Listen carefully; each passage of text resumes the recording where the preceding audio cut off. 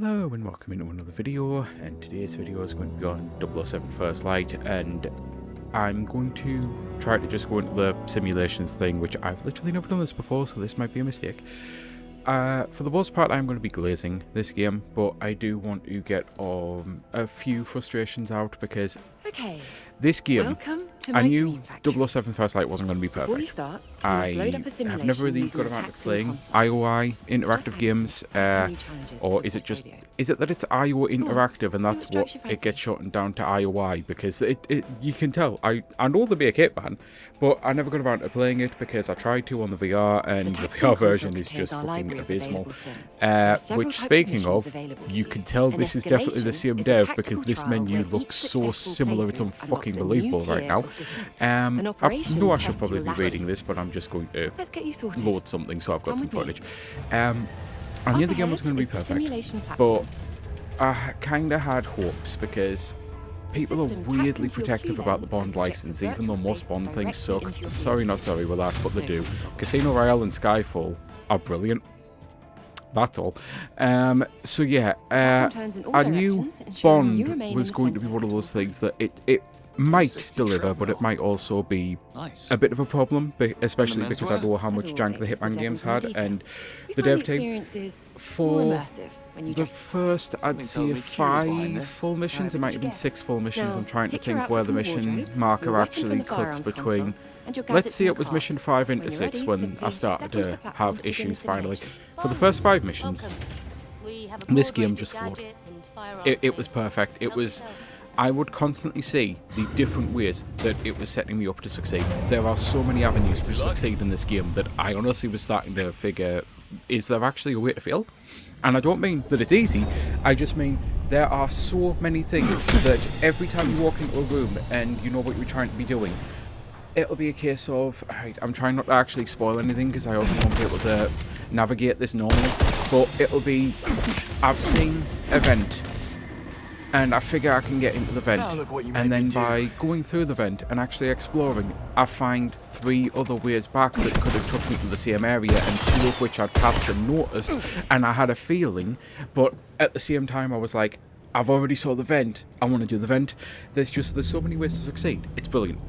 And it's all fluid, it's all native, it all runs just, it's the sort of thing that, it's frictionless. That's the word I'm trying to think of. It is truly frictionless. Until it is. The Gala. I was loving the game so much. And I still do love the game, by the way, and I can't wait for a sequel. I really, really want to fucking play more of this. I'm hoping that we get a trilogy or something, and from the sounds of things, there's been so much miscommunication about it, but apparently IO are actually wrote down, right, this is a mechanic, by the way, that I can't stand. The focus doesn't work. You can see that I am actually pushing it. The thing changes from black to white, but it just doesn't really want to trigger most of the time. That drives me mad. There's little bits like that that take me out of it, but for the most part, it's frictionless. And the Gala, I'm going to, again, be light on spoilers, as light as I can, but I am going to have to mention some mission specifics here. You have to get a key card to get into a CCTV room. And I was walking around and I didn't have any gadget stuff left. I didn't have any power for my watch or any other chemicals to do anything, and I could find the guard with the key card, and I'm like, I've been trying to stealth this entire thing. I need to actually just go and attack now. So I went in, I kicked the crap out of all of the 3 of them, and I was trying to avoid combat, and I'm not saying why or anything, but I was just personally trying to avoid combat, and I beat all 3 of them up, and I'm like, where's the key card? The key card was definitely on the guy. Where's the key card? Why is the key card gone? It took me best part of 30 minutes to fucking get another key card because I ran around and had to find another guard, and then I had to find more materials to be able to knock the people out so that I could do a decoy essentially to pickpocket the key card. I don't understand why I couldn't just pick the key card up off the ground. I don't know if it was a glitch, I don't know if it was a bug, I don't know if you're supposed to be able to do so and the key card just disappeared.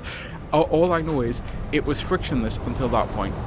And then it started to get worse, and it is specifically with the Gala mission, to the point of that hopefully these are weird bugs that only I experienced and they'll actually be able to patch these in, because I'd walk past a vase and it fucking exploded. And I don't mean like in a Bond gadgety way, I mean in a as if I just fired a rocket at it, but all I'd done was nudge it slightly with my elbow and it just completely exploded. There were bits of popping, bits of cutting and that. There was a section where I'm sneaking and trying to get past a bunch of guards. I think you got the point. And again, it got to the point of I have to actually do combat. So I started combat, I knocked 2 people out and tried to open the door that I had the key card to, and the door said, no, you can't do that, there's hostiles around. There wasn't.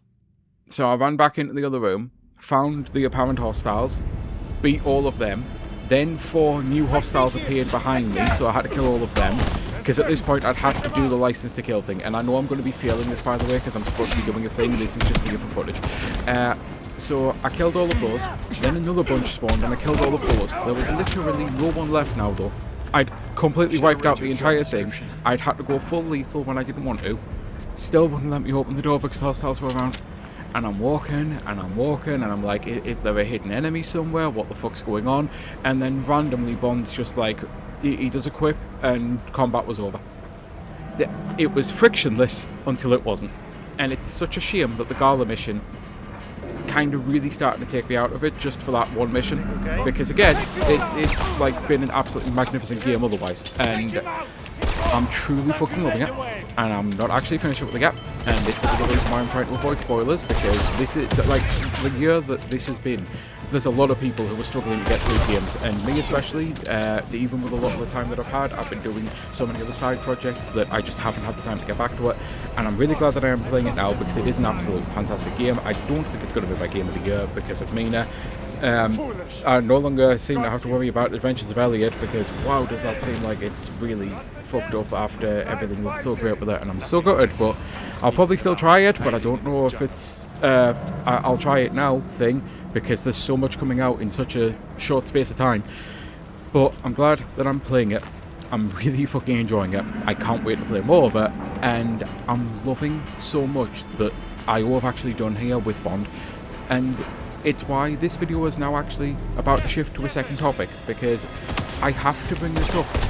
I like the fact that we've got to a point where we can just see that this is Insomniac Spider-Man, this is IO's Bond, that there's these characters that everyone knows and respects, and there's lore around them.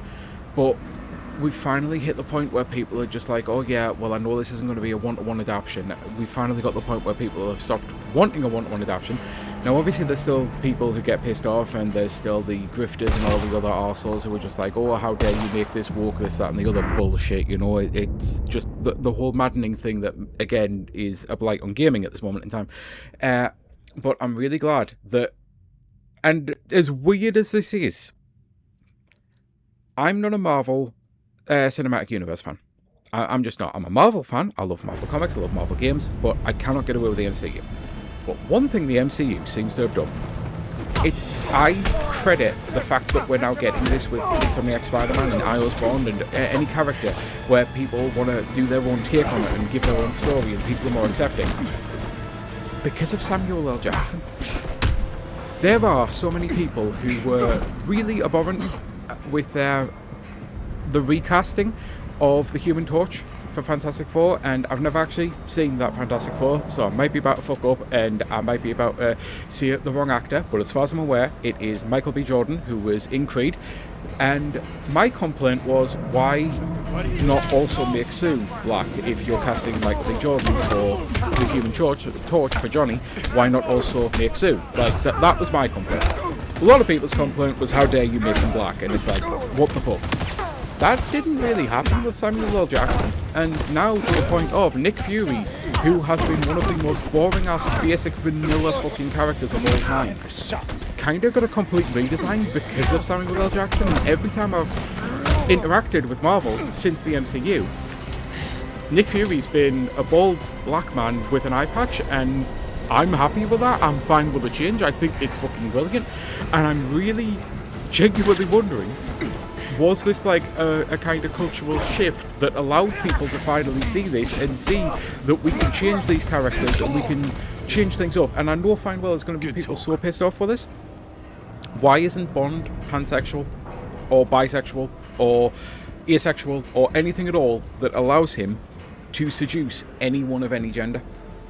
The greatest spies in the history of the fucking world are the people who seduce people. And Bond, as we all know, seduces women all the time and is a complete, not a serial womanizer. Surely Bond would be a better spy if he could just seduce anyone. I mean, I'm going to fuck the name up. Le Chiffre, I think. Mads Mikkelsen, basically, his character from Casino Royale. Again, Casino Royale and Skyfall. Can't see enough good things about those. It's the rest of the movies. But yeah, I would have been so down for them to have at least tried to fuck. You know?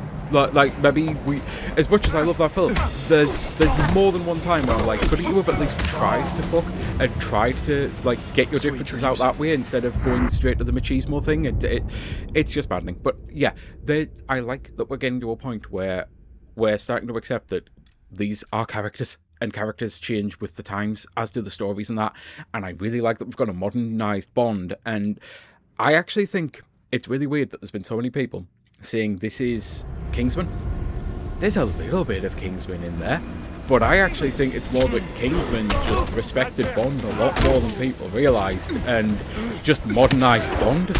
And now that we've seen a more modernised Bond, people are like, oh yeah, this is a bit Kingsman-y, and it's like, oh, not really. Sorry. But yeah, it's I do actually really like who plays Bond. I probably should have looked it up, by the way. I am truly loving his Bond to the point of he might be my favourite already. Like, I really love Daniel Craig's Bond. It's the best part of those 5 movies, without a shadow of a doubt, even though I only like 2 of them to actually watch. And I do love them. When I truly got, like, Casino Royale, I watched that film so many fucking times. I don't even go to the cinema, and I went to the cinema to see that film so many fucking times. I really love that film. I love his Bond, I love everything about it, but I'm really liking this guy. Like, really liking this guy. Anyway, I am going to end this waffling now though and say until next time, I've been Sky Fellowship. I truly do hope you have a great rest of your day. And next time I actually talk about this, I will be a lot more spoiler wise. I'll be going into things and showing off actual gameplay instead of this and talking about plot points and everything. But I wanted to intentionally avoid that just for in case there's anyone else out there who just really hasn't found the time to fucking play this. I would strongly recommend it. I know I'm really waffling here at the end. I'll say give it a couple of missions because the controls are the only thing that I have an issue with at the start.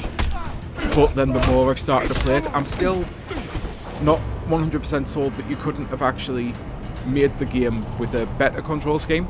But the controls that you do actually have that feel clunky do actually start to flow, and suddenly you realise, actually, I kind of understand why they designed them this way. But it is a bit charming when you first get there and you're like, this doesn't control anything like I've played before. So yeah, either way, until next time, bye.